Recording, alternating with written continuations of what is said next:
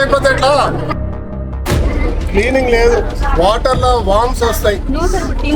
Worms వచ్చినాయా లేవా? వచ్చినాయా లేవమ్మా? వచ్చినాయి. ఇవన్నీ వచ్చినాయి. వీళ్ళ ఆరోగ్యాలు పాడైతే ఎవరు చూసుకుంటారు? ఎవరు చూసుకుంటారు? ఈ స్కూల్లో ఎప్పుడన్నా ఏదైనా మీరు ఏమైనా వచ్చినాయని బాధ్యతలు చెప్పినరా? నేను ఇవాళ చెప్పకుండా సడన్గా వచ్చినా కాబట్టి ఇవన్నీ చూస్తున్నా. మీరు అన్నం పెట్టి కూర లేకపోతే ఎట్లా అమ్మా?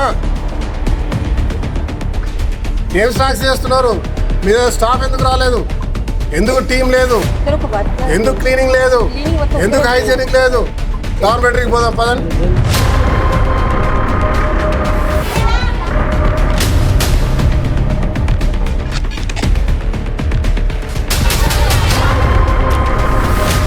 మీ అందరినీ కలుద్దాం చెప్పకుండా వచ్చినమ్మా. మీ గురించి తెలుసుకుంటా ఉన్నా మీరు ఎన్ని బాధలు పడుతున్నారో.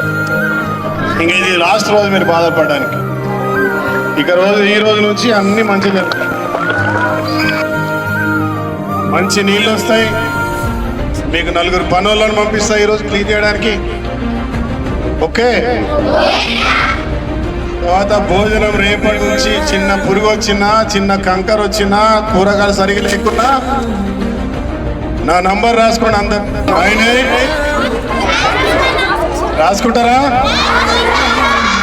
98 49 00 44 44. ఒక్క సమస్య వచ్చినా ఫోన్ చేయండి. నేను ఎక్కడున్నా 2-3 గంటల్లో మీ దగ్గరికి వచ్చేస్తా. దేనికి భయపడవద్దు, సరేనా? మీతో పాటు భోజనం చేద్దాం అనుకున్నా.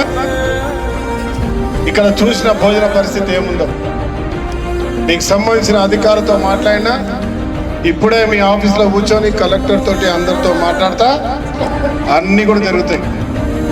టీచర్లకు యజమాన్యానికి చెప్తా ఉన్నా, టీచర్స్ మీ పిల్లలు మీ బిడ్డలు లాంటి వాళ్ళు, మీరు ఎంత జాగ్రత్తగా మీ ఇల్లు ఎట్లా శుభ్రంగా పెంచుకుంటారో ఆ మాదిరిగా స్కూళ్ళు పెట్టుకోవాల్సిన బాధ్యత మీది. వాళ్ళ భోజనాలు రాకున్నా ఆడపిల్లలు చెప్పుకోలేని బాధ ఉంటుంది.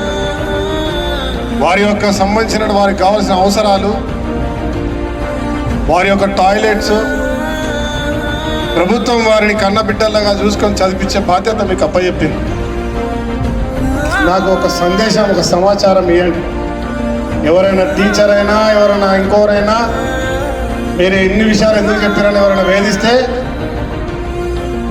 పాత రోజుల్లో చెప్తారు కాకితో కబురు పంపమని. ఇలా కాకులు లేవు, అందరు మనుషులు చుట్టుపడుతున్నారు. కాబట్టి ఒక్క ఫోన్ ద్వారా మెసేజ్ చేయండి. మీ కుటుంబ సభ్యుడు మీరు మీ అందరి క్షేమం కోరుకున్న నేను ఇక్కడ హాజరు ఉంటాను.